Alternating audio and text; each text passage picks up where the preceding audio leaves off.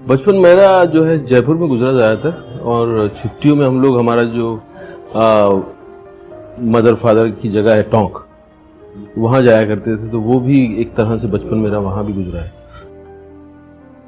कहानियों का एक फैसिनेशन हमेशा से बचपन से रहा है। फिर आप कहानियाँ ढूंढते थे, रेडियो पे ढूंढ रहे हैं आप रात को।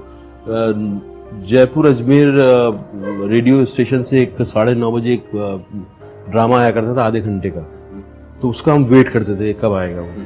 और उसके बाद कभी रात को 11 साढ़े 11 बजे कहीं BBC वगैरह कहीं लग गया और वहाँ की कुछ स्टोरीज अगर आप ड्रामा लग गया तो मतलब बिल्कुल चुंबक की तरह चिपक जाते थे हम लोग रेडियो से। लेकिन कभी सोचा नहीं था कि आप इस फील्ड में आएंगे या एक्सप्लोर करेंगे। टीनेजर थे, एक सपना देखा था और वो इतना अंदर का फोर्स इतना था कि उसको पूरी दुनिया लग जाती तो मुझे लगता कि वो रोक सकती थी मुझे, क्योंकि मैंने डिसाइड कर लिया था मुझे जाना है। अच्छी नज़र से नहीं देखा जाता था सिनेमा को, लेकिन मैंने जिस नज़र से सिनेमा को देखा था उसने मुझे इतना आकर्षित किया था और मुझे लगा था कुछ अजीब सी मिस्ट्री है इसके अंदर। ये जो लोग कर रहे हैं, जो लोग इस इमोशन में चले गए हैं और ये जिस तरह से इस सीन को जी रहे हैं, उसमें मुझे बहुत सम्मोहित किया था। और मुझे फिर अपना जब गोल दिख गया तो फिर कोई भी रोकने की कोशिश करे। मेरी माँ ने बहुत कोशिश की रोकने की। उन्होंने ये भी कहा कि तुम चले जाओ लेकिन शादी करके चले जाओ, शादी कर लो, निकाह कर लो, फिर चले जाओ। मैंने कहा कि मैं नहीं कर पाऊँ, मैं इस वक्त अपना जो है अटेंशन बांट नहीं सकता, क्योंकि मुझे मेरे अंदर बहुत एंग्जाइटी थी सीखने की और मुझे पता नहीं था कि मैं सीख पाऊंगा कि नहीं। मैं देख रहा था बड़े बड़े एक्टर्स को और मैं अपने आप को देख रहा था। मुझे लग रहा था कि मेरा बहुत लंबा जर्नी है वहाँ तक पहुँचने के लिए, कि मैं ये क्राफ्ट सीख पाऊंगा या नहीं। तो उसका इतना ज़्यादा अंदर से प्रेशर था कि मैं उसको बांट नहीं सकता कि मैं कब ऐसा काम करूँगा कि मुझे अपने आप को देख के अच्छा लगे। और मेरा जो है पर्सनल टेम्परामेंट भी उसमें कहीं ना कहीं उसका हाथ है कि मैं बात करके लोगों को बहुत ज़्यादा मुतासर नहीं कर सकता।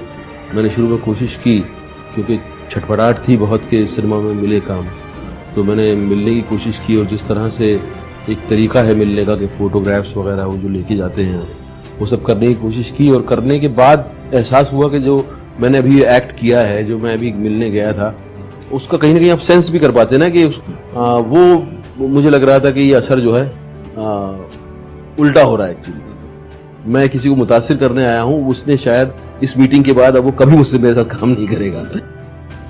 हार का कभी सेंस उस तरह से नहीं होता था। आपको हमेशा कुछ ना कुछ कॉन्कर करने के लिए हमेशा रहा है कि ये बात ये कर लूँ, उसके बाद ये कर लूँ, उसके बाद ये कर लूँ। बोरियत का जरूर हुआ कि वह बहुत बोरियत हुई।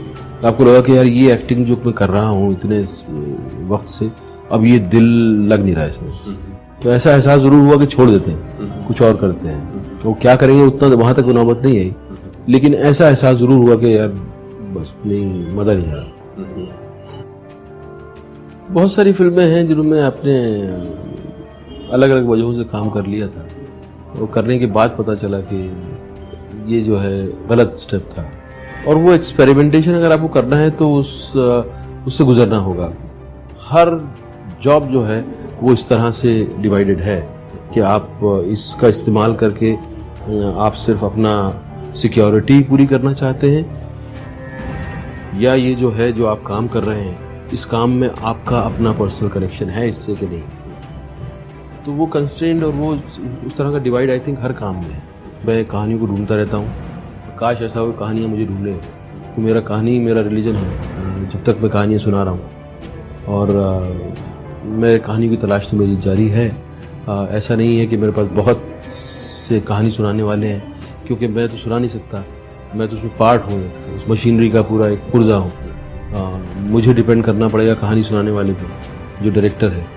और मेरा उस हमेशा कहानी सुनाने वाले से स्पेशल रिश्ता होता है जब मैं उस कहानी से जुड़ा हुआ हूँ।